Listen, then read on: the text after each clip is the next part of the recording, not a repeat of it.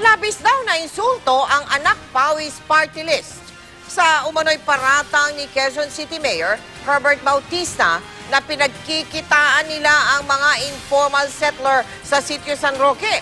Kaya binuweltahan na ng grupo ng kasong libel ang alkalde. Nakatutok live si Emil Sumangil. Emil! Mel, hindi raw palalampasin ng grupong anak Pawis ang binitiwang pahayag ni Quezon City Mayor Herbert Bautista na sila ang nasa likod ng sindikato ng squatting dito sa sitio San Roque. Kanina sinampahan nila ng kasong libelo si Bautista sa Office of the Ombudsman.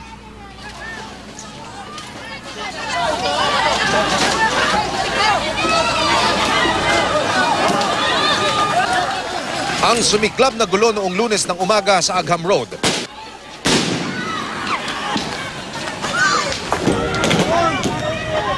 Ang naging malakas na paglusob sa barikada ng pulisya sa harapan ng Quezon City Hall kinahapunan.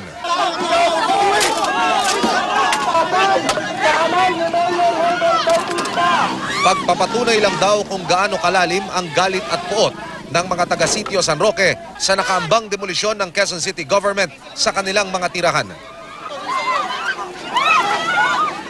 Ayon sa grupong kadamay, hindi sila ang nagmaniobra ng barikada at nagpasiklab ng mga gulong ito gaya raw ng ibinibintang sa kanila ng pulisya.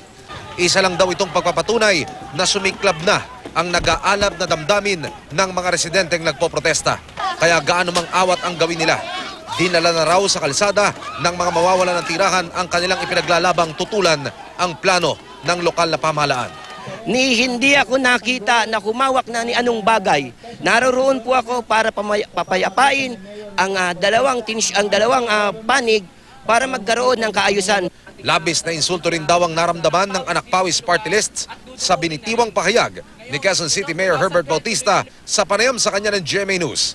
Sa 5 pahinang complaint affidavit ng anak Pawis party list, nakasaad na binanggit daw ni Bautista sa panayam na kumikita ang anak Pawis sa sitio San Roque at naniningil daw sila ng 1,000 piso bawat pamilya kapalit ng proteksyon mula sa demolisyon. Kanina, sinampahan nila ng kasong libelo sa Office of the Ombudsman si Bautista. Pahayag na maituturing na irresponsable, malisyoso, walang batayan at walang katotohanan po. Naiyak naman sa galit si Inday Bagasbas, Vice Chairman ng Kadamay Agham dahil sa pagtawag daw sa kanila na sindikato at professional squatters. Naharap sa patong-patong na reklamo ang ilang miyembro ng Kadamay at anak Pawis dahil sa nangyaring gulo sa sitio San Roque noong Lunes. Samantala, normal ang sitwasyon at tuloy ang buhay sa sitio San Roque ngayon. Ang mga larawang ito ay ang mga itsura ng inilaang pabahay ng National Housing Authority para sa kanila sa Bulacan. Ipinakita namin ang mga larawang ito. Iba-ibang reaksyon ng aming nakuha mula sa kanila. Ano kung masasabi niyo?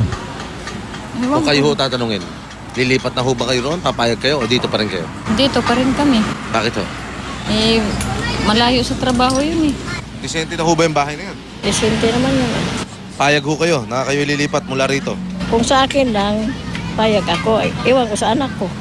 Mel, sinikap nating makuna ng pahayag si Quezon City Mayor Herbert Bautista maging ang kanyang sekretaryo na si Tadeo Palma. Pero ayon kay Ginoong Palma, buong araw ang kanyang dinadaluhang conference sa Quezon City Hall. Mel.